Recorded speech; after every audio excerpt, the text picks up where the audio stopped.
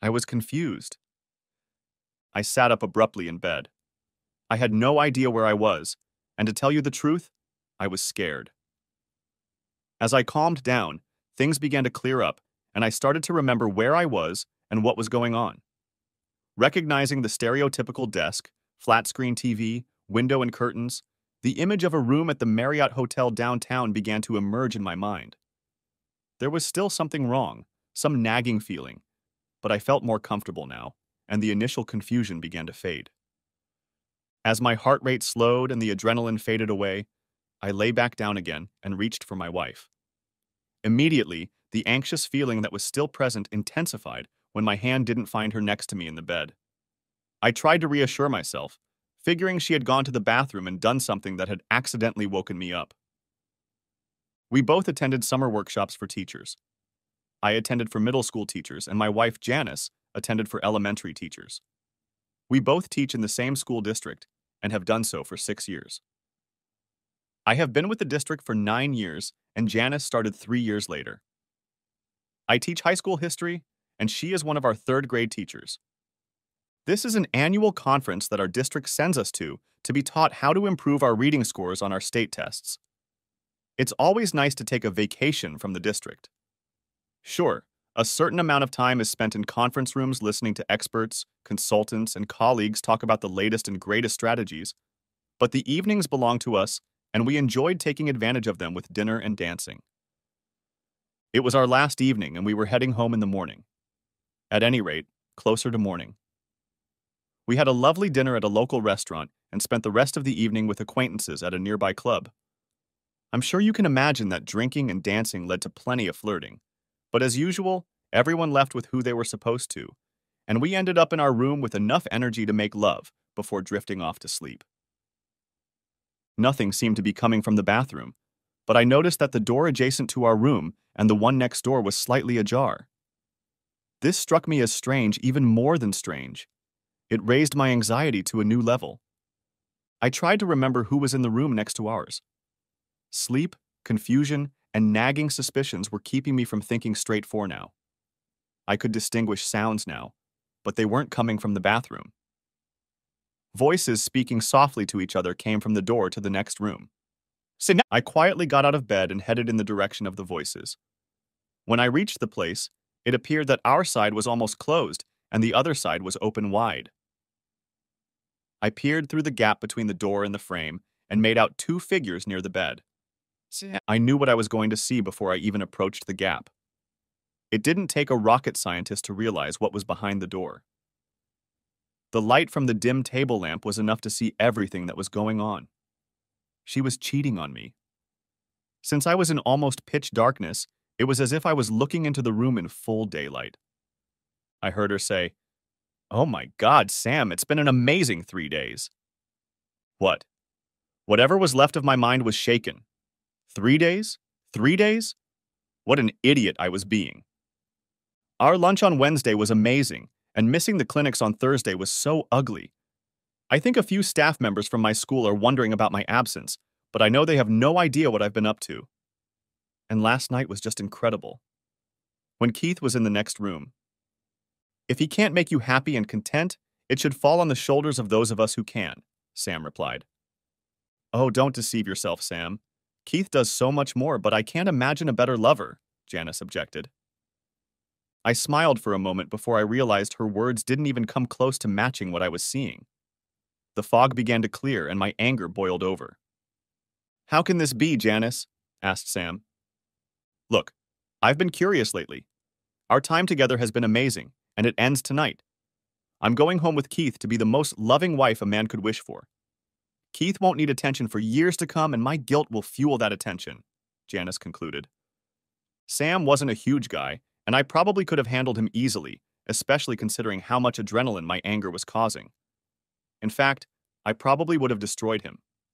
I'm no angel, and my emotions get out of control at times. It's my gift and my curse. I knew myself and was capable of destruction without remorse, at least in the heat of the moment. I almost gave in to temptation, but somewhere in the back of my mind I held back. Looking back, I can't say it was a good or bad decision. The main thing is that it kept me out of jail. A quick plan began to form in my head, and I decided that I needed some important evidence to make sure people believed my story. I was thinking about where my phone or camera was when I noticed I was clutching my phone in my right hand. Apparently, my subconscious knew what was going on, or guessed, because I absent-mindedly picked it up off the nightstand when I was already approaching the door. Silence and secrecy were important aspects to the success of my plan. I set my phone to video record and opened the door slightly so I could watch the full screen. I had recorded a little video of her cheating, and I had enough, and was literally ready to spit on both of them before I snapped their necks. I had a clear enough recording of both of their faces to identify them. They were clearly calling each other by name. It was time to get out of there and let her know exactly what her secret adventure was going to cost her. While I don't have an official diagnosis, I do have certain compulsions, and one of them is not to waste time. Janice was willing to overlook many of my shortcomings, but this one usually made her chuckle, shake her head, and occasionally walk away. One of my travel habits was to pack 99.99% of the time the night before I left the hotel. That was going to serve me well tonight. Again, stealth ninja was paramount. I won't go into detail, but silently opening and closing doors was my specialty. It takes a delicate hand and a lot of patience to do it right, but I had enough practice to be probably burglar-esque. I started with the door on our side.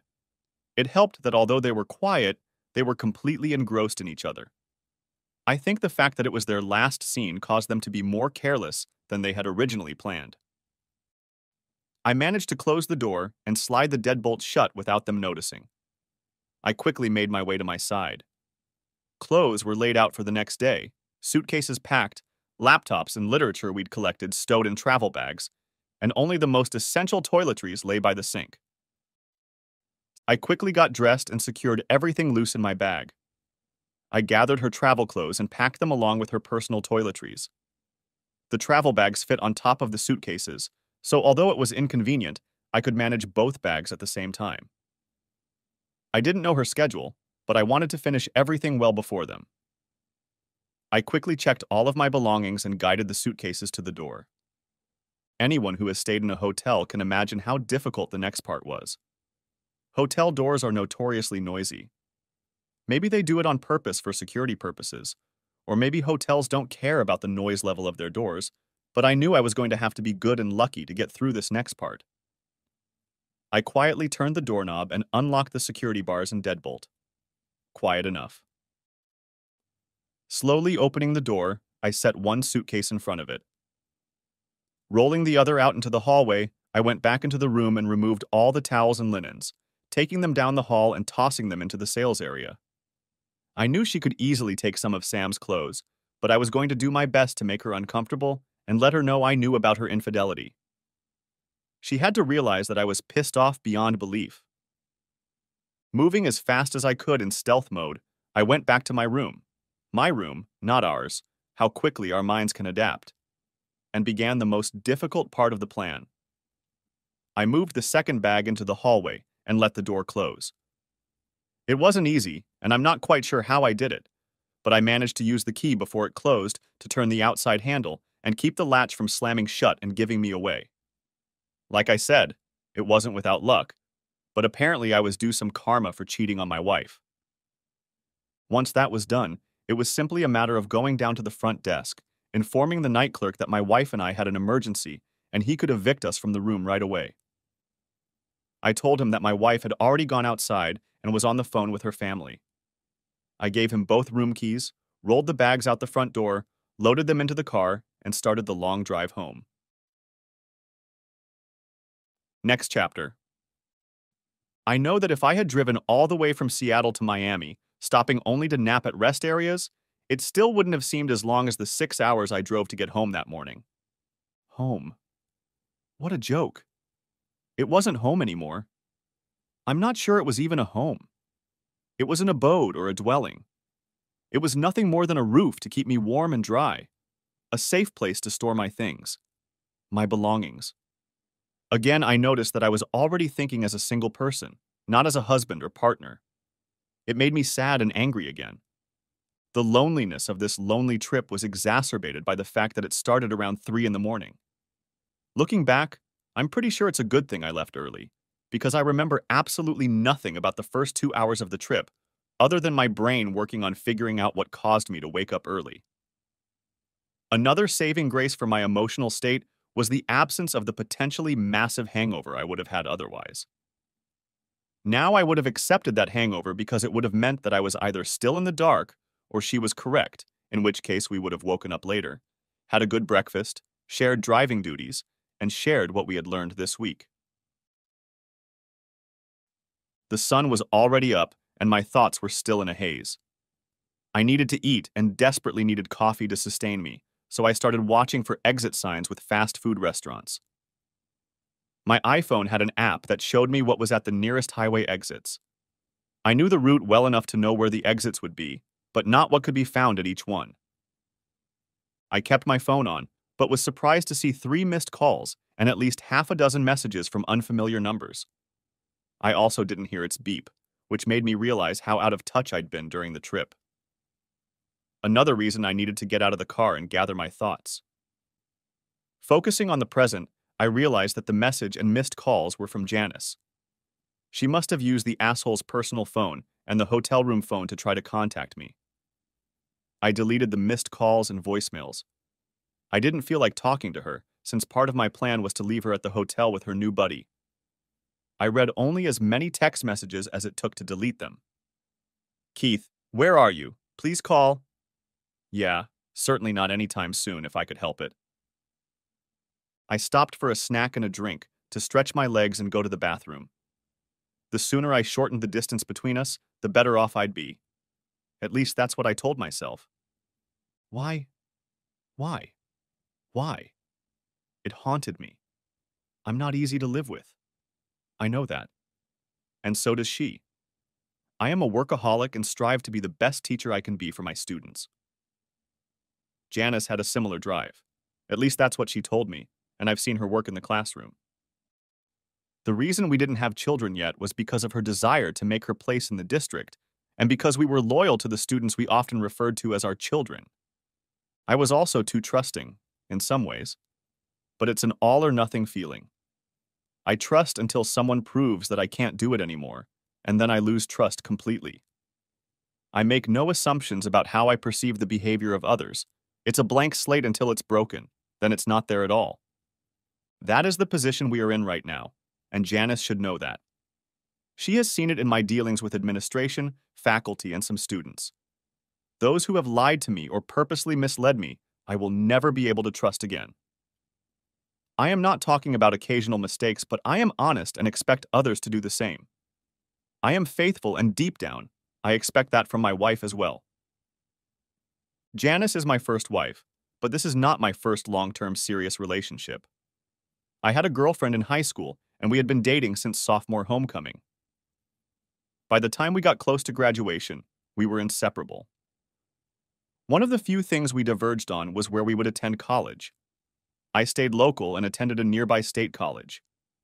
This college wasn't considered our family's favorite college, but I had several relatives who went there, and I really liked the town it was in. She was going to study business out of state. We both had great grades and test scores, but we just didn't respect each other's school choice. Perhaps it wasn't a lack of respect, but a difference in priorities. It's safe to say that going to college and being so far away from each other must have complicated our relationship. She ultimately failed first, but I knew it wasn't going to work out. We agreed that we would cut the relationship short until we were out of college and see if we wanted to resume it. We didn't, and we both knew it at the time. I had a few steady girlfriends in college, but we all realized it wasn't what we were here for, especially in the first 3 years. In my senior year, I met Charlie, Sherilyn on my birth certificate, who was in the theater department. Almost from the first moment we met, we were comfortable in each other's company. She even got me to play a small part in one of the plays that year, and I realized that performing on stage was the same as teaching a class. I learned several skills that came in handy as a high school social studies teacher, from being confident in front of a group to being able to act to explain to my students the essence of what I wanted to convey. We graduated and found jobs in the same area of town where we could rent an apartment and work on our careers and relationships after college.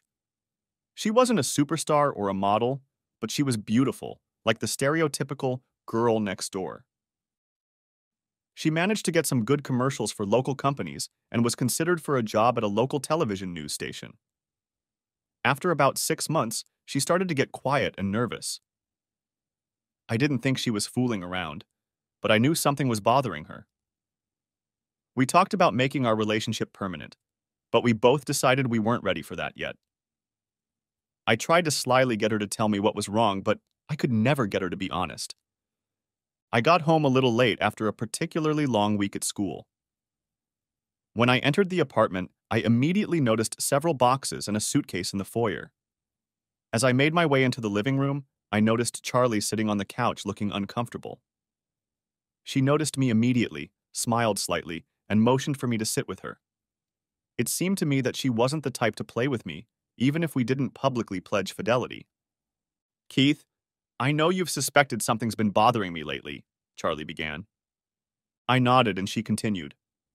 "We always talk things through, and it's made us strong. I really can't tell you why I kept this from you, and it bothers me that I did.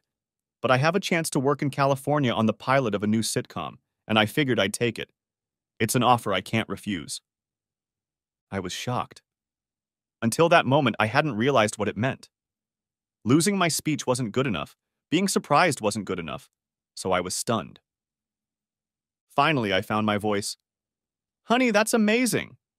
I know I have commitments for the entire school year, but you can move there now and I can join you when school is out. We'll have the summer to settle in and I can look for a job." I didn't need to see her face to realize there was a reason she'd kept it from me for so long.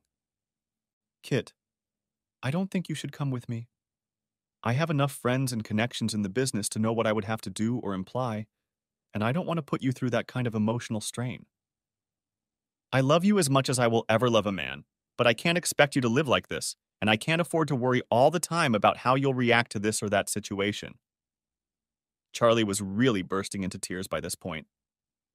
"Dad and my brother Bill will be here soon to help me pack. This is the hardest thing I've ever had to do. You'll never know how much I regret leaving like this."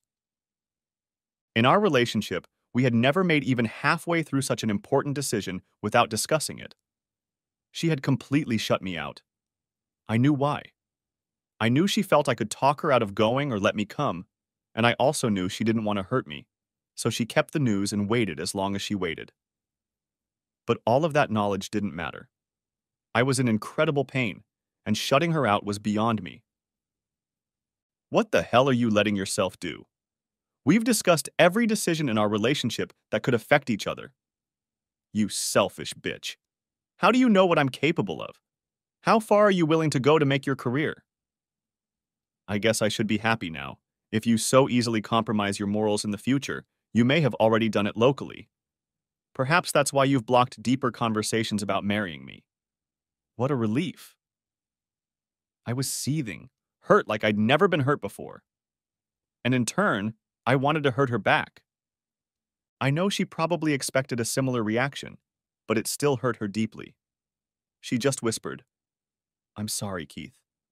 I'll never be able to let you know how much." She stood up and headed for the door, where her father and brother were waiting for her. She had them ready for me when I arrived, but she wanted to talk to me first. I know they heard what I said and liked me enough to know why I said it, and that deep down I didn't mean it. They loaded her stuff and were ready to leave in less than 20 minutes. She looked at me, waiting to see if there was anything else I needed to say or do. I stood stoically, not looking at her or daring to do anything, just frozen in anticipation. She smiled weakly, looked at me with honest eyes and muttered, "I love you," before closing the door. I was devastated. It took 2 years and a move to another school district before I thought about dating again. Trust took much longer. Next chapter. I couldn't believe I hadn't guessed that Janice was in a relationship at the conference and that she might have even considered starting an affair, short or long term. It was that level of trust again. When I realized that not all women were going to leave me in the lurch, I met Janice at the beginning of the new school year. In this district, every year begins with an all-faculty meeting and a superintendent's speech with some motivational speaker to get everyone excited for the school year. This is usually a waste of time and money, because at the beginning of the school year, teachers are not in a state where they need a spark. Midway through the first semester, or as testing time approaches, this would be a better option, but making practical decisions is not something administrators are always known for. I developed a friendship with one of the fourth-grade teachers in the district. We were just buddies. I got to the meeting early and took the seat next to her. I was doodling on my iPad. Well, yes, I was playing a game, when Marge came up to me with a pretty fresh face. Marge introduced her as Janice, the new third-grade teacher, and quickly sat her down between us. I took the hint and started an easy conversation as we waited for the meeting to begin. It turned out we had quite a bit in common, and I invited her over for coffee after we finished our scheduled meetings for the day. Dinner seemed a little presumptuous since we had just met, but I felt that a nice conversation during afternoon coffee could lead to dinner tonight or later in the week. She agreed, and we ended up just having dinner that night, agreeing to meet for dinner on Friday night. Needless to say, our relationship was pretty quick, and we were planning a wedding for June after graduation. Trust. We had a marriage that I always thought was exemplary. We talked about everything. We had an amazing love life that was constant, spontaneous, and full of adventure. We had common goals, and we agreed to start a family. Naivety. I hated being emotionally hurt. And who hates it? It's inherent in humans to shut out things that can hurt or harm them. Is love blind? Of course, at least in some ways. We protect ourselves from the things that could hurt us the most, and we can't imagine that the person we trust the most will let us down the most. Janice couldn't get away with anything.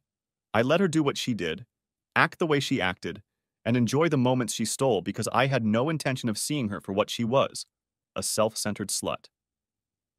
Don't get me wrong, she made choices, bad choices, but the unexpected happened because of my lack of vigilance. Making the decision to try something new on the side was a unilateral decision, just like with Charlie. I was just a gullible fool.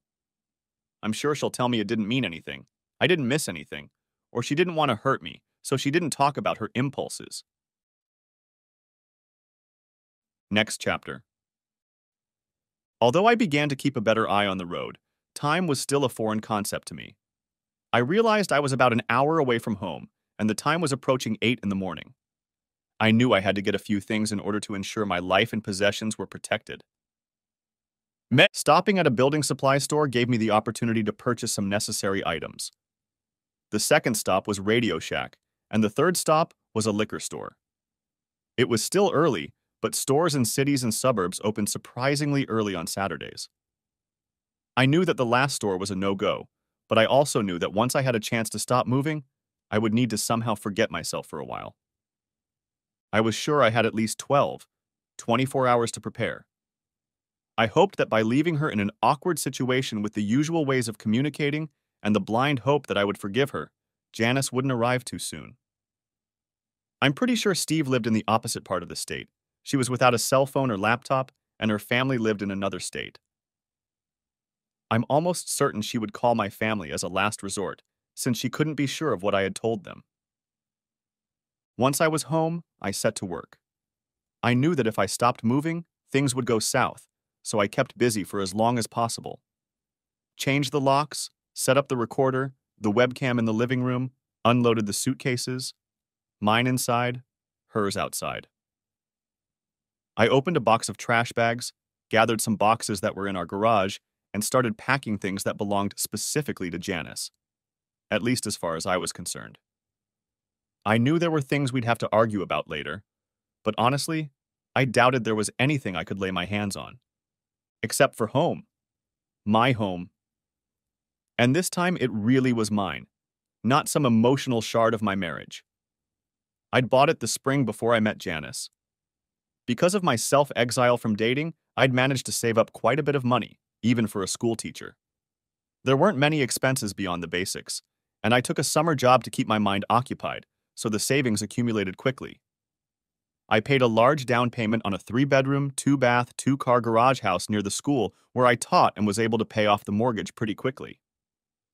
Of course, it was in my name only, bought before we even met, more than 3/4 paid off before marriage, and I would fight to keep it that way. The funny thing is, I knew I would sell it as soon as the divorce was final.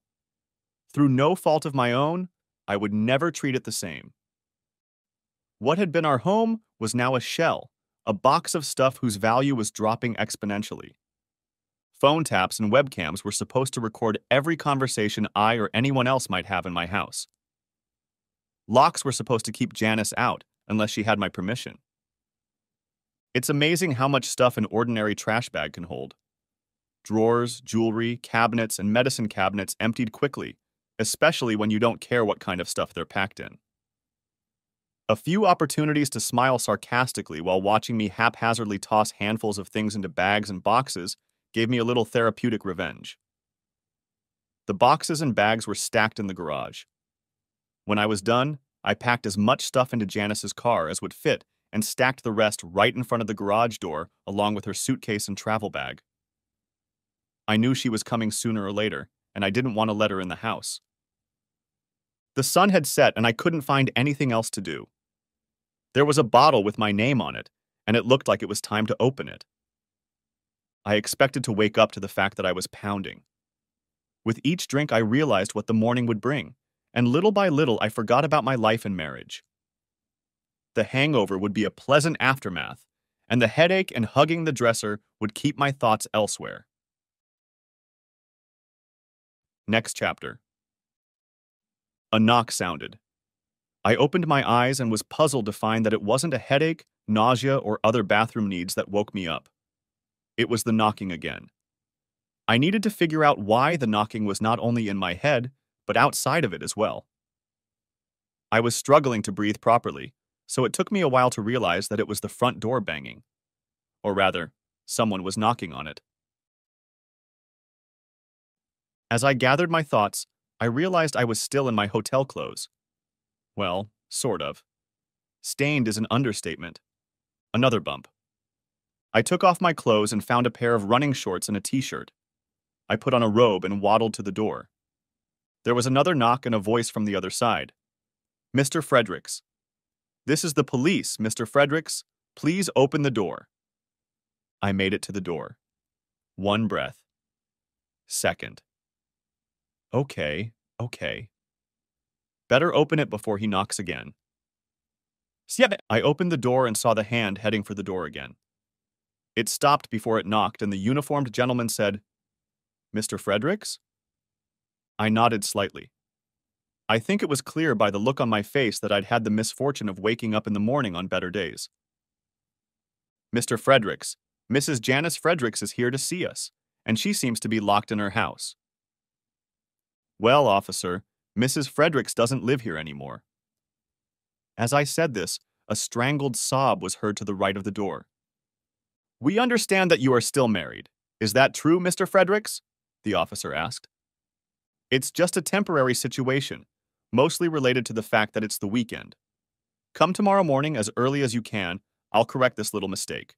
Not so cordially this time. And once you show me the law, and I mean the letter of the law that tells me I owe my wife an accommodation, then I'll open that door for her.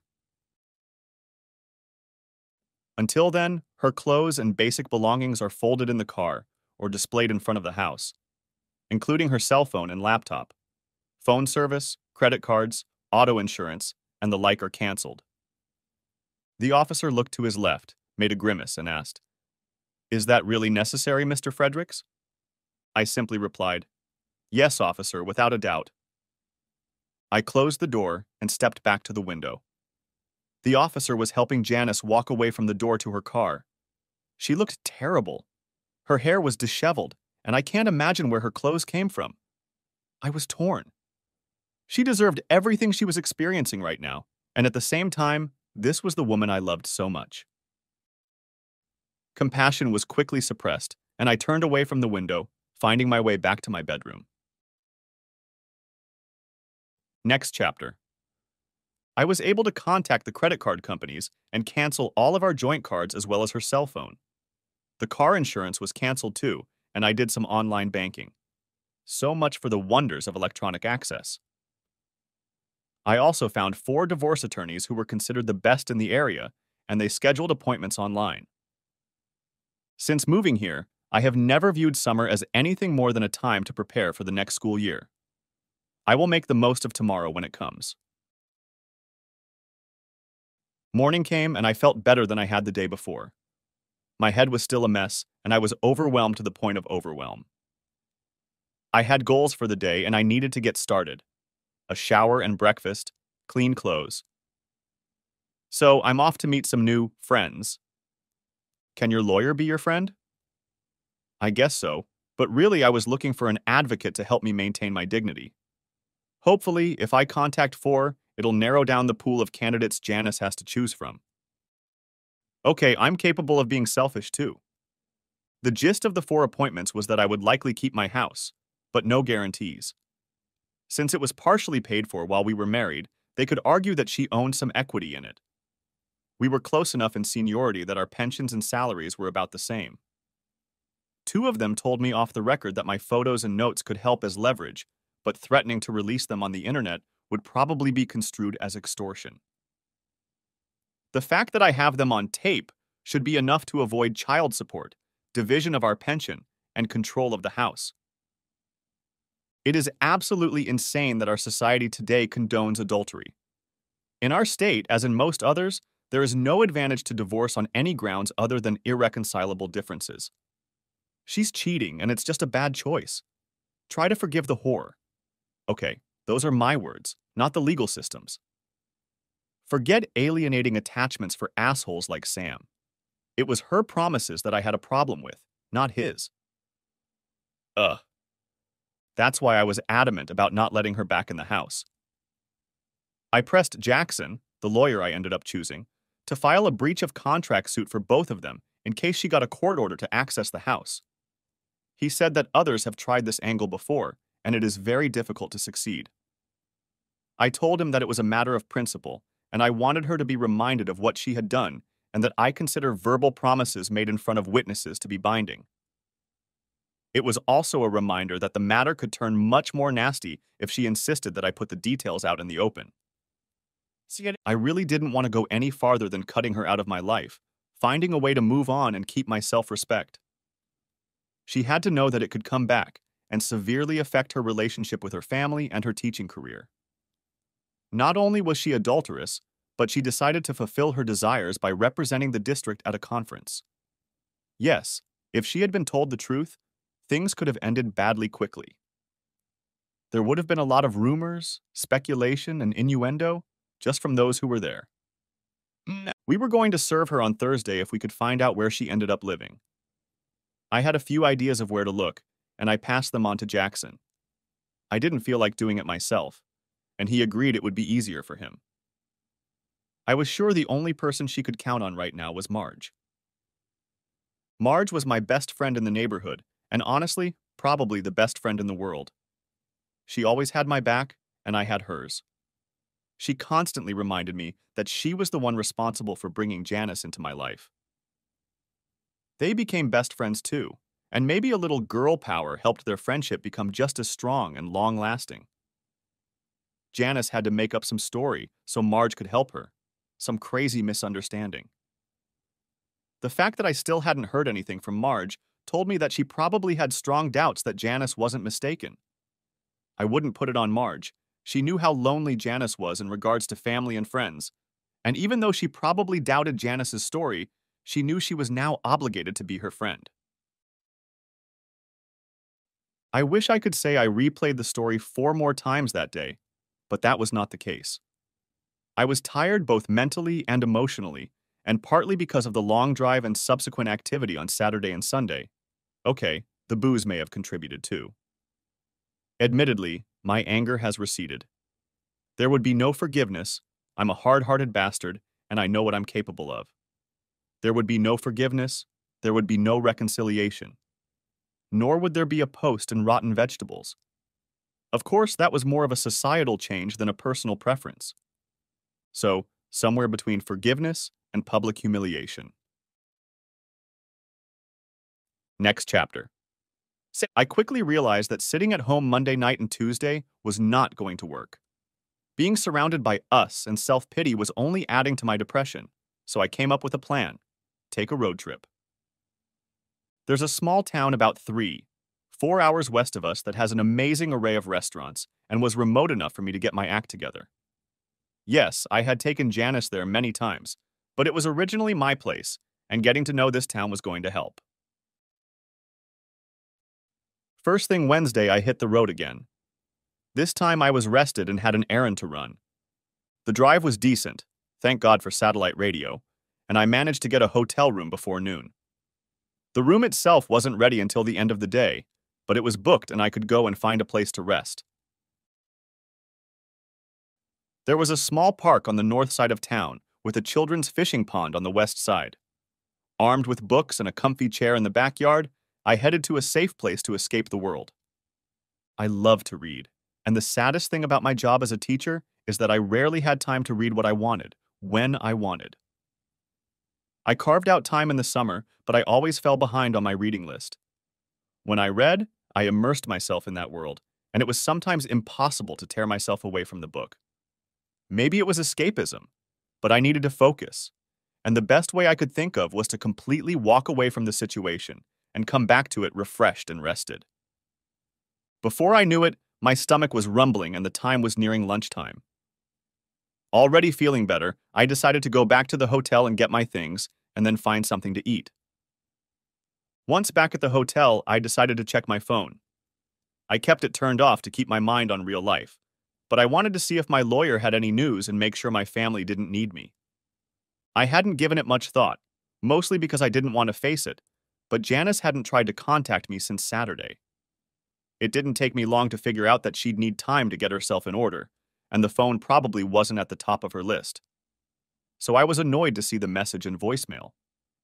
The message simply said, "Please call." The voicemail message was a little longer, but basically the same. "Keith, please call me when you can. We need to talk." No matter how many times you've seen, heard, or read it, that statement is just idiotic. Of course you should, but I think it would have been much more appropriate last week before the midday and midnight dates started. Bitch! Damn it, damn it, damn it, damn it! Ugh. Okay, I'm here to take my mind off of it, and that's what I need to do. I quickly texted back, "Not now, give me a couple days." Before I could turn my phone off, she sent back, "Okay?" or okay, that made me snort. Have you ever wanted to go out into cyberspace through your phone, monitor, or tablet and just slap the person on the other end? Yeah, I do that quite often. I also arm my car with paintball guns to flag down people who shouldn't have a driver's license. Okay, anger management, I get it. But you know you'd like that too. The police could just keep an eye on people who have a minimal number of paint spots and ticket them for a general offense. Come on, that would seriously reduce road rage. Really, it would reduce it. But I digress. Going back to my books and trying to forget the wrong whore, cyber technology, and bad drivers. Next chapter. I wake up the next morning lying on the book I was reading, still in my clothes from the previous day. Man, this really needs to stop. After showering and changing, I was ready to visit a coffee shop that served the world's most amazing cinnamon rolls and coffee. Well, every city has that, but heck, since I'm here, I'll stick to my opinion. I decided to go back to my park and once again leave this world and its troubles behind. If Jackson had done what he had to do, Janice would be served today, and it would be a day to unshackle myself from the electronic world. At some point, I would have to tell my family. They would not be like the ones you read about, where few or many would side with her. Blood is thicker than water, not in the redneck sense, but my family supported each other, and their love for me and respect for the way I made decisions helped me know I wasn't in trouble. They would be sad, but supportive of me. I was brought back to reality by my digestive system and my body's need for nutrition. I decided to go back to the place I had visited the night before. It was the most delicious Mexican food I had ever eaten, and it was worth coming here again and again. After the meal, which was considerably more than I needed, I decided I'd better check my phone again. One message from Janice. I'm so sorry, Keith. Please forgive me. A voice message from a number I recognized as probably one of the Jacksons, and another from Marge. Keith, call me, please. Short and concise. I guess I was right when I said Janice was with Marge, or at least talking to her. Marge replied, Keith? Yes, Margie, it's me, I replied. Oh my goodness, what's going on? Janice is in total distress and you've disappeared off the face of the earth. Life as I knew it stopped early Saturday morning. Falling off the face of the earth would honestly have been preferable. Janice has barely regained consciousness since Sunday, and when she received the envelope from your attorney today, she was practically catatonic. What happened at the conference? Gladys dropped Janice off late Saturday night without even saying, "How are you doing?" And all I got from Janice was a mumble about how she'd ruined everything. Gladys was an elementary school teacher who had been living in virgin status since long ago. I don't think she was a lesbian. She just hadn't found a man to her liking, yet, and was devoted to her students. That's just about right, Marge. I couldn't have said it better myself. I know you, Keith, and I believe you made your decision based on facts, but you have a tendency to go off on a screaming tangent sometimes. What was it worth to leave her on the other side of the state with nothing? Here, this will help. And I hung up. I found the video on my phone and sent it to her. It should have surprised her, maybe upset her, but would definitely help answer her question. She could handle it. Marge knew me and should have expected something like this, or at least it would show my emotional state and how serious it was. I disconnected the phone again for a while. We would talk later. Janice had the paperwork, so everything was in her hands for now. That gave me a little peace of mind for the moment. A weight was lifted off my shoulders and I felt tired again. The hotel bed called to me, and I obeyed. Next chapter. This was not a tiny town, as I may have said earlier. It was large enough for a small college serving this part of the state, and most college campuses had a local pizzeria to cater to the student population. In my world, pizza was one of the major food groups. On the food pyramid, pizza was the inside of a triangle, and everything else was the border of a pencil line. Pizza could serve as both dinner and breakfast, so I headed toward campus to place my order. I intended to order a takeout pizza. I noticed a woman about my age who seemed strangely familiar. I figured it must be a former student from my first years as a teacher, but it was somehow off. When it was my turn to order, I noticed that she saw me and had the same expression on her face that I had a few minutes ago. I ordered the King of the Hill, a super meat combo of every kind of meat known to man, and a few, I suspect, not so well known, but I didn't ask, and told them it was time to go, when suddenly it hit me. Darcy. It was Darcy. This woman was Darcy Green. Small world, Mr. Disney. It was unbelievable. Darcy Green was my high school sweetheart. I held out the money to the cashier and turned my head to see that in that moment, she realized the same thing I did.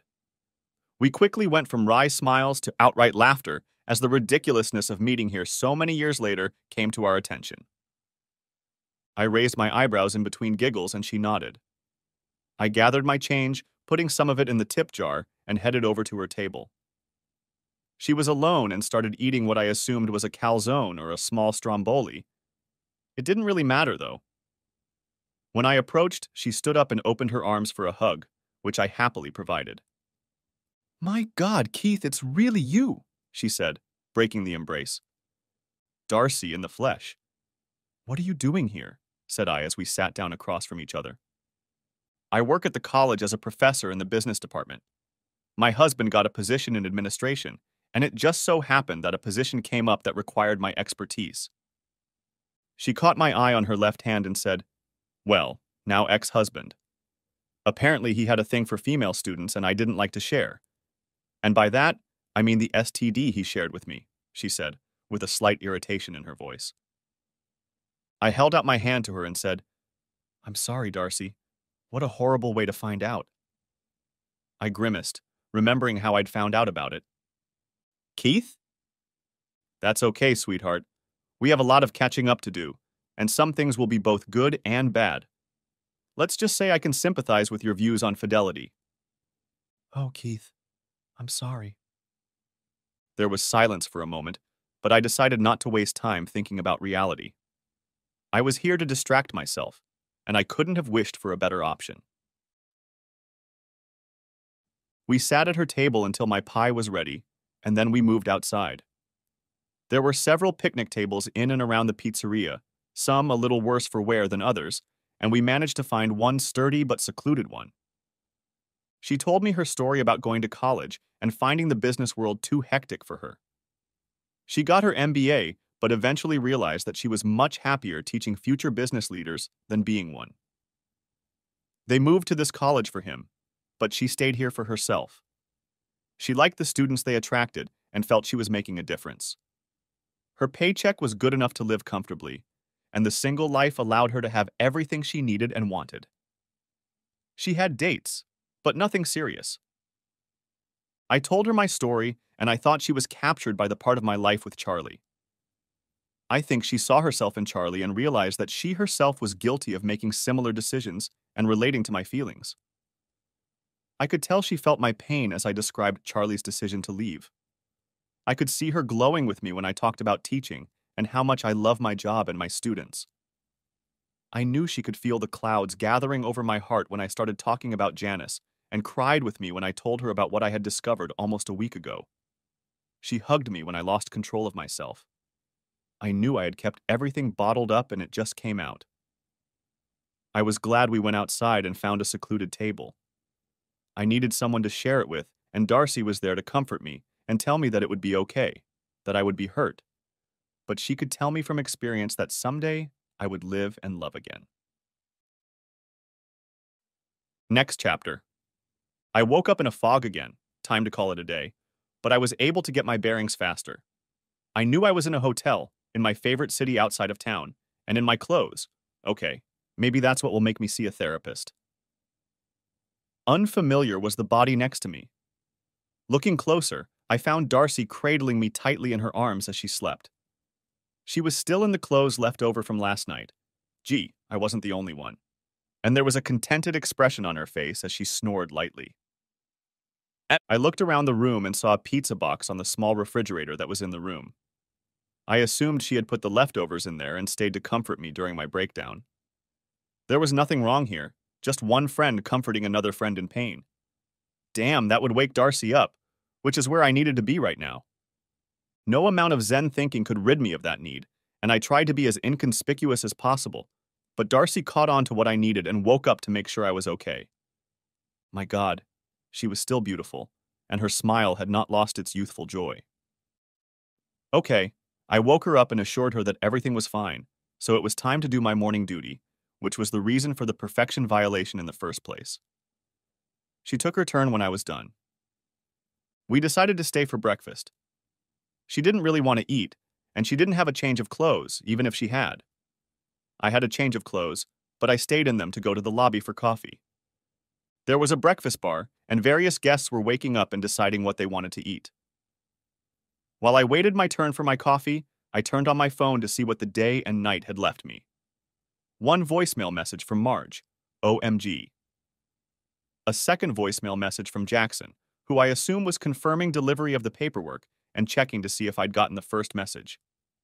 A missed call from my parents, apparently word had somehow gotten to them, and another missed call from an unknown number. I managed to carry the coffee to my room without spilling too much. Darcy did her best to clean up and graciously accepted my coffee. We talked about what had happened last night, and she assured me that everything was fine. She just didn't think I needed to be alone that night. Keith, you need to go home, she said bluntly. Dars, I don't have a home. You know what I mean. You'll have different emotions now, but the grief has to go. For your own sake and for Janice's, you need to start ending this relationship, whatever it may be, in order to move on. I know you've been there and you're probably right, but it really isn't that easy. I know that too, Keith. But you're right. I can tell you from experience that self-pity only leads to a deeper depression that will be harder to get out of. Ed! She looked at me with the same passion I remembered from my high school days. Not a physical passion, but a deep, loving passion that I missed terribly. I'll be here, Keith. When you're ready, I'll be there for you. Then she smiled her sly, mischievous smile, looked around and giggled. Well, not right here. Darcy was right, of course, and I packed my bags to go back and meet my future. Next chapter. The drive back wasn't as long and tedious as it had been a week ago. A week ago? Really? In many ways, it feels like half a lifetime has passed. The trip took longer than usual because I didn't need to speed. I needed a plan, and I took this opportunity to figure out who I wanted to talk to and what I was going to do. The only message on my phone was from Darcy. She texted me, "Be strong, be open, trust your intuition." When the cell service got strong enough, I called Marge. I hadn't spoken to her since sending the video, and I felt like the information that Janice was telling people how she was feeling and what others were saying would be important to how I proceeded. Keith, thank God. Where are you? How are you doing? Why did you disappear off the radar? I'm so sorry, I suspected, but didn't know, was Marge's response to my call. Apparently, I had left her in the dark for too long. I'm coming home. I've gotten better, but the week and getting out of town has made things a little better. I felt like it was the best way to get my emotions under control. I tried to answer most of her questions as I remembered. You know I wasn't taking sides, right? Yes, Margie, don't worry. I know Janice is pretty much alone here, and I'm glad she has someone to turn to. Well, you've had it up to here with her, she said, and continued when I started to interrupt. I know, honey. She's really been through a lot. I had no idea she would ever consider something like this. I guess that makes two of us, I said in an indifferent tone. Some of the energy I had stolen from Darcy began to drain away. A good friend told me that I should get off my ass and start looking for a way to move forward, and that it should start with talking to Janice. I've been thinking about what will help me get through this. Please don't take this as mere curiosity, but how is she doing? She was an emotional wreck for a while. What she went through to get back here has taken a huge toll on her being alone without you. She realizes she screwed up, and she finally told me about everything that led to your departure. Of course, she doesn't know how much you know, but she realizes it's enough to ruin your relationship. At first glance, I think she hopes that things can be fixed. However, I think she knows that things can't be fixed anymore. Being catered to has devastated her, and she is only now responding to talking and eating something. I can't imagine how you feel, Keith. I won't kid you, Margie. I feel as useless as a fart in the wind. I always wanted to use that phrase, but never got the chance, so I smiled crookedly as I continued. And it's all I can do to stay on track. I'm not sorry she feels like shit. This situation is entirely her doing. I know, honey, and so does she. On one of those rare occasions when she was sane enough to talk to me, she told me what she did and explained to me in as much detail as possible why. So, what are the rumors going around about me and Janice? Honestly, Keith, since it's summer and Janice has me under semi-suicidal surveillance, I have no idea what people are talking about. There's plenty of information and misinformation out there, and I'm sure some of them are really taking advantage of the situation. Gossipers in general can't find more enjoyment than speculating on what others are doing, she said with some irritation. So she didn't need to talk to anyone else about it then? I can't be sure, but if she didn't talk to anyone on the phone, it's unlikely. Well, I wasn't sure what I would do with information about what others might know, but it would be nice to be able to visit places in the city with some expectation of how people might react to my presence. At the very least, I expected knowing, sympathetic, I emphasize sympathetic, looks where they didn't think I might see or notice. I've seen this before, and twice. I pulled over to the side of the road to get gas and a drink and texted Janice. Time to talk. I got back on the highway and let my thoughts wander down the road. Two things bothered me the most. Janice's ability to fall into an affair so easily and my inability to see what she was doing. Both of these reasons were based on the fact that I trusted her completely. I knew I was doing this, however. This was not the first time this had happened.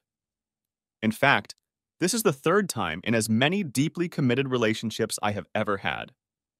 I knew I had to end this way of thinking soon, or I would regret it. I already knew that a fourth time would be unlikely, and if I thought too deeply about my own hurt and disappointment, like Janice, there would likely be no other opportunity to confide. My thoughts turned to Darcy. For one thing, she was where I wanted, no, had to be. She also occupied a part of my heart and always would. Would it be possible to try it all over again with her? Would that be a wise move? Should I wait? And what if I wait too long? She's still a beautiful woman, and I have no idea how long she'll be ready for a relationship to take between us. She said she hasn't even been tempted to try with anyone else, but how long can that last? My phone beeped. Really? Yes. Name a time and place. Okay. Where do we meet? Someplace safe for both of us, but alone. Is it best if it's a friend or a witness? Maybe legally, but I'm not sure about the relationship sense. We won't be together. That's settled. Even when my anger subsides, my pain doesn't go away and forgiveness is impossible. My memory is still fresh, strong, and clear. The house is ruled out. It's not neutral for either of us. The restaurant too, but I'm not sure I can contain my anger enough to leave other customers out of our business. That leaves the open house or Margie's apartment. When you need them, people tend to take the I don't want to be involved approach, and when you don't need them, they pull out their cell phone, writing down your business and calling 911. So, if she would allow it, Margie's apartment would be the best place to go. I called Marge and told her my plans. We would talk in her living room and Margie would be there in case things got out of hand. I apologized over and over again for being presumptuous and abusing our friendship. She was very sweet and let me know that it wasn't an imposition, that she was a friend to both of us, and if it would help us as a couple or individuals, she would gladly do it. We cut the conversation short. I pulled over to the curb and sent Janice another text. I'll be there tomorrow at 1 o'clock, and disconnected my phone. I continued on my way home with trepidation in my head and heart. Next chapter. I woke up and stared at the ceiling. Acceptance. Isn't that the last step in the process? Although forgiveness and oblivion were literally years away, I was beginning to feel like I was accepting the situation. I was disappointed in Janice's decision and my blind trust, but I no longer berated myself for anything. It was a fork in the road of life, and I was ready to make a choice and move on. After scrambling eggs and bacon soothes everything, doesn't it? I decided to call my parents and let them know I was alive and find out what they knew. Rumors had reached them that we had returned from the conference separately, but nothing more than that. I laid out the PG version of the story to them and told them that things were bad enough that I had filed divorce papers with Janice. They were sorry and sincere, but said what I expected them to say and that they would be there for me when and how I needed them. I turned on my laptop and checked my email. It had been over a week since I'd last logged on. Wow, that's a lot of spam, I thought to myself, and started sorting through what was garbage and what needed to be saved. I really wasn't ready to read anything, and other than a few follow-up emails from vendors I met at the conference, there was nothing really important in my inbox. Before I knew it, I noticed it was past noon, and I had to get ready for Marge. Jeans, a polo, and loafers would be appropriate today. Comfort without being too casual. I wasn't going to show her what she had thrown away and wanted our meeting to be more businesslike than casual conversation. One of the biggest differences this time around in breaking up a long-term relationship was the opportunity to talk to each other. The decision had been made, of course, but I hoped we could work through the emotional turmoil. Process ourselves? Did I just think that? What a load of crap. Perhaps I should have become a therapist, since I'm into this kind of social philosophical babble. It was time to face my future, and like a condemned man, I waddled to my car and drove to Marge's condominium. Next chapter. Marge lived alone on the other side of town. She had gotten married right out of high school, as if in rebellion against her parents, who were constantly fighting their relationship. As it turned out, the parents were right. Neither of them were mature enough or suited for a long-term relationship. They divorced before Marge even graduated high school and parted on pretty good terms. She dated and had a few relationships, but she didn't want anything long-term. I'm sure she had a friend with benefits or two, but our relationship wasn't like that at all. We were each other's best friends and gender wasn't important to us. I pulled into the parking lot and sat for a while, trying to deal with my emotional state. I wasn't expecting anger or tears, but I wasn't 100% sure what was going to happen in the end, so I wanted to go into the situation as relaxed and in control as I could. Marge opened the door almost as soon as I knocked and enclosed me in a huge hug. She held me tightly against her and was probably trying to squeeze as much pain and anxiety out of me as she could. She probably wanted to comfort me for the week ahead. I hugged her back and patted her back to let her know I understood. She pulled back with tears in her eyes and whispered, "She's in the living room. Be true to yourself, but be as gentle with her as you can. She is very sorry." She smiled weakly and retired to her bedroom. I walked into the living room and immediately saw Janice. She was dressed well, probably wanting to impress me as much as possible, but it seemed to me that the last week had been as hard on her as it had been on me. I nodded as I made my way inside and sat down across from her. There was an extremely awkward mixture of hope and fear in her eyes. "Hey, Janice, how are you?" "Really? How's it going?" That's the best I could do to greet her? Isn't it funny how some phrases have become so ingrained in us that we use them without a second thought? Looking at her, I guessed how she was feeling, and honestly, at that moment I didn't care. But like the automaton I was at that moment, I still asked a question. "Oh, Keith, I'm feeling better," she replied. For a while we sat looking at each other, trying to figure out what the other person was thinking. "You asked for time to talk, Janice, so I'll let you start." She hesitated for a moment. "Now that you're here, I don't know where to start." "We've always been honest with each other. Well, we've always been honest with each other before," she grumbled when I changed the wording. "So I'd suggest you start with what's on your heart, and then we can move on from there." "First of all, I know there's no way this is going to sound as sincere as it is, but I'm sorry. I'm sorry I made this decision. I'm sorry I didn't talk to you, and I'm sorry you had to witness my transgression." I snorted and muttered, "Misbehavior, huh?" "Keith, there is no word that explains what I did. I committed adultery. I cheated, and I did it heartlessly and practically in front of the people we work with. I selfishly decided that I wanted to try something and subconsciously kept you out of that decision. I did all of this and accidentally flaunted it in front of you. I played the whore and paid the worst price I could for it. I am lost and more alone than I ever imagined. I can't tell you why I did it. I really can't. I've had over a week to figure out what reasoning I used to allow my mind to accept it. It's trite, but I've lost a part of myself and I feel empty inside," she finished with her head down, tears streaming down her face. "You may have a small idea of how I feel, Janice. Since I had no say in the matter and have no idea why you did what you did, I can honestly say that my feelings of emptiness outweigh yours," I muttered. Janice nodded. "I know that, and I wasn't trying to downplay your feelings. I'm just trying to honor your request and speak from my heart." I sat back and watched her. There was no doubt in my mind that she was sorry for everything. She wasn't just sorry for getting caught. She wasn't sorry for hurting me. She wasn't sorry for the momentary lapse in judgment or the fact that she had to find a home. She was sorry for all of it. It was eating her up inside, and my heart wanted me to comfort her. "So you're telling me you magically got into it with him for no apparent reason?" I needed to focus. My past love for her couldn't stop me from defending myself. "In a way, yes.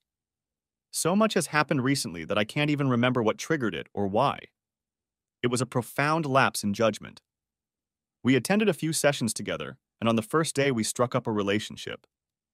He liked my sense of humor and I appreciated his laughter and ideas for teaching. After lunch break, we hugged before we split off in different directions to head to the next clinic, and it was a special feeling.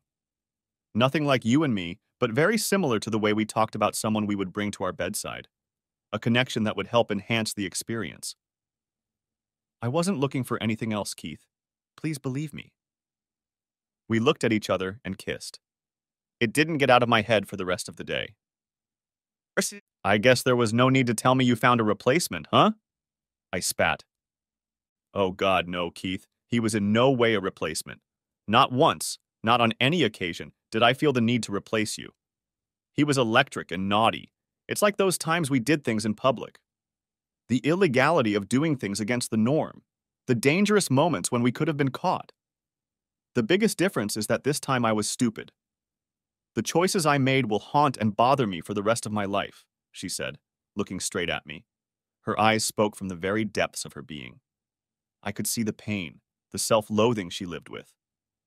I looked at her, and I had a disturbing thought. Have you gone to the doctor to get checked out yet?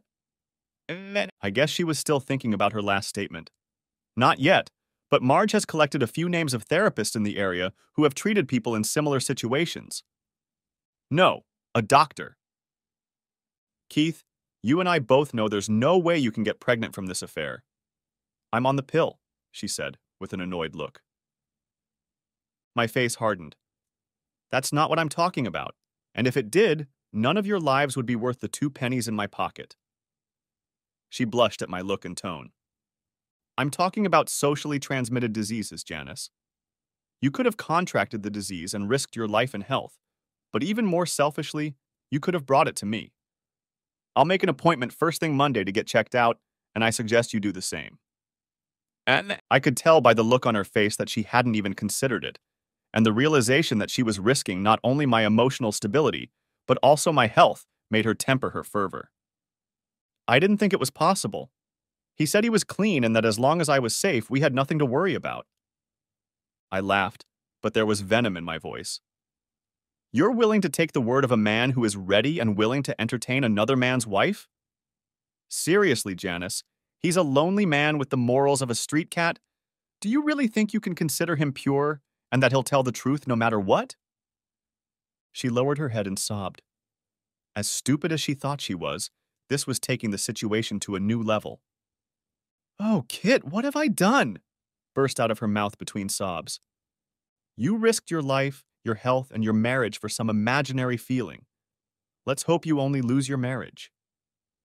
She raised tear-reddened eyes, begging me to reconsider. Behind that plea, however, I realized that she knew this was how it was going to be. I think therapy would be an excellent choice for you at this point. You need to figure out the cause before you start a new relationship. I ran my tongue over her wounds once more. I didn't aim to break her permanently, but I wanted her to realize that her actions had gone too far, and there was nowhere to go from here, at least as far as our marriage was concerned.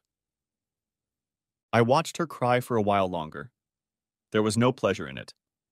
I could tell that she had hurt herself almost as much as she had hurt me, and was going to pay for it mentally and emotionally for a long time. I always thought that if something like this happened, the love would go away quickly, but it didn't. Sometimes it manifests as hate, but that's simply because the pain and disappointment from the actions of those we trusted turn love into hate. Hate is not the opposite of love. They are much more similar than we want to admit. I listened to her point of view, and at this point there was nothing we could both do to help. I got up to leave, and as I stood up, she quickly rushed over to me and hugged me. I guess she was trying to make me feel her love for me, and was also clinging to the last hopes of our relationship. I hugged her and let her finish crying. She snorted a few times, and I felt her grip loosen as she looked up at me. I'll regret this forever, but if you give me another chance, I promise to fix it every day for the rest of our lives, she said, with a new sense of hope. I'll regret it too, Janice, but I don't see myself trusting you again, and frankly, I don't think either of us would want to live that way. She shivered slightly, resumed her vigorous embrace for a moment, and then let me go. As I turned to leave, she turned as well, heading toward the guest room. She stopped, looked back, and said, I really love you, Keith Fredericks. Never mind my mistakes, please don't ever doubt that. I thought, just not enough to keep my legs closed, but instead said, I know, Janice, I know. Marge must have been listening enough to realize when we were done and walked past Janice into the hallway. She gave me another hug and walked me to the door. "You know I'm no relationship expert, but are you sure you can't forgive her?" asked Marge. "No, Margie, I really will forgive her someday. The problem is that I'll never forget, and forgiveness would take long enough for more damage to be done in the process than we could overcome. We wouldn't survive that, so we need to end it now, while we can still do it amicably." She nodded, kissed my cheek, and watched me walk away. Next chapter. The divorce went smoothly and without drama. We didn't have a lot of assets, and thanks to Janice's remorse, the house wasn't an issue. Her attorney wasn't thrilled with her decision to agree to any terms I put forth, but I was more than fair about our financial and physical assets. We really hadn't been married long enough to have accumulated too much wealth or investments, so it was a simple matter. Her lawyer tried to convince her to seek couples counseling, but she refused, saying it was a pointless waste of time and money, although I heard she had started seeing a therapist. Marge and I talked often, and she was always there for me when I needed to talk or cry. We were still friends and probably always would be, but she wasn't my best friend anymore, and she accepted that. It wasn't because of Janice's help. I had told her many times that I respected her choice and would be disappointed if she didn't. No, my new best friend was my first best friend, Darcy. We started spending time together, mostly me visiting her, but we were both teachers, so our summers were mostly free of traveling to one place or the other. Perhaps that's why we were able to reconnect so quickly. Although it was several weeks before we made love for the first time, I made sure to make the occasion special. I could tell that she was ready, and maybe ready to just get me into one bedroom or another, but our emotional states were always at the forefront. I ended up getting a room at a hotel in her city and managed to get the exact same room as before. We went out to dinner, and when I took her to the hotel, she was tipsy. When I walked her to the door of the same room, she was already giggling profusely. "So you're going to make me a liar, huh?" she teased with a laugh. "I guess in a technical sense I am," I said with a smile. But this is where I knew I was going to survive the future and thought about who I wanted to survive it with. The giggling stopped, and a huge smile appeared. She jumped into my arms and I carried her inside. Let's just say this time, we didn't wake up the next morning in our clothes. Next chapter. Darcy and I have been married for almost 2 years now. It didn't happen right away. I was still a little wary of a long-term relationship, and Darcy was too. I stayed at my school for another year, and it was clear that as much as I adored my students, the distance was enough to strain my relationship with Darcy. Luckily, an opening in my favorite city in the social studies department came up, and I was hired. I always wondered if there was some college influence here. After another year, we felt really comfortable and ready to be together. After I proposed and we set up a date, she did what I thought was crazy at the time. She contacted Charlie. It took some work, but eventually she was able to talk directly to Charlie's manager and mention my name. Darcy ended up getting a direct call from Charlie, which led to a visit from her as well. I was to learn that there was a method to Darcy's madness. I picked Charlie up from the airport, and she looked as good as the day she left me years ago. I had long since gotten over it and was genuinely happy to see her. She had a small entourage with her, her personal assistant and a friend who had come rather on vacation to see a bit of Charlie's past. We hugged, shared a friendly kiss, and I took their bags. Charlie had a successful career in Hollywood, and while she wasn't a superstar, she always seemed to be in demand for television and movies. I arranged for her to speak at our school and attend a few classes. Once the staff and students found out about our past, I suddenly became a hero to the all-male faculty and a few male students. They certainly looked at old Mr. Fredericks differently now.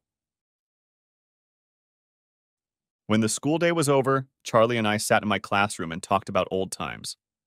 I know she saw the question on my face. "Keith, I've made a lot of decisions in my life, and I can honestly say there have been easy ones and hard ones. I have tried my best to make those decisions and not look back. Do I have any regrets? Yes, but not all of us do. However, the hardest decision I have ever had to make has never caused me any regrets. Well, almost anyway. She smiled wryly as she said this. Could we have been together outside of Hollywood? Yes, and I have to admit that when the fast life in Southern California knocks me out, I think about the what ifs. On the other hand, I've done things and met people I never would have if I hadn't left you and moved there. It's not that you held me back. You are such a loving and giving person that I know you would never have gotten in my way. But I was right. There were decisions and actions that would have put us at risk, and I wouldn't have taken some of those opportunities to spare your feelings. I've worked to keep my moral compass as close to my inner self as possible, and I've lost some roles because of it, and I'm okay with that, even if Horace, my manager, isn't, she laughed. Still, rumors are flying, and I just wouldn't be able to live up to what you deserve. She smiled demurely. I'm fulfilling my dream, Keith, and there are things I had to leave behind to do it, and I've come to terms with that. I hope you understand me, she finished, and reached for my hand. She went on to tell me about how marriages are done in Hollywood. It seems like they were almost marriages of convenience, only instead of parents choosing spouses based on promises made at birth or even earlier, they were more like royal entreaties where an actor or actress career was made or made better by who they married and how long it lasted. There were literally few married couples in the entertainment industry who were together for love and for the long haul. I could tell she wasn't happy or proud of that part of her life, and I knew she longed for a relationship based on love. I told her that I sincerely hoped that in time she would be in a place where she could find that. That was exactly what Darcy wanted from Charlie's visit. She had a shrewd business mind, and before she made a lifetime contract with me, she wanted to make sure there were no loose ends that would prevent us from honoring it.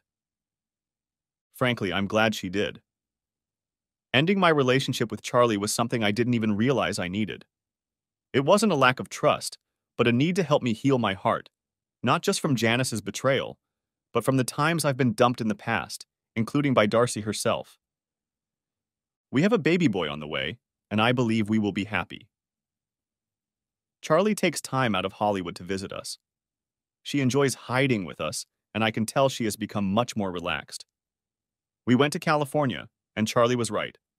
The lifestyle is not at all what Darcy and I enjoy. It was nice to be there, and we'll definitely go back, but it reminded us how rich and content we are with the life we've chosen for ourselves. Janice did not linger in the neighborhood. That same summer, she managed to find a teaching job near her hometown. She keeps in touch with us, occasionally sending letters and birthday cards, so I know she's doing well and has recently found a steady boyfriend. I hope she has forgiven herself and committed to him the way they both deserve. I'm sure she'll be faithful this time. At least I want to be sure of it. Marge is dating the new assistant principal of the high school I used to work at. She's in no hurry to become a wife, but she's settling down a bit. I'm sure her students fulfill all her maternal needs, and she loves them all dearly. I hope her new beau can see that in her as much as I do. It's been a journey. Every trip has its ups and downs, planned and unplanned events. A balance of intention and spontaneity, but unfortunately, we can't always choose either intention or spontaneity. My hope is that Darcy's sharp mind will allow us to choose the plan as often as possible and enjoy the moments that don't follow it when they arise. We really did end up together, as I envisioned 10 years ago. I hope that forever means exactly what it should mean.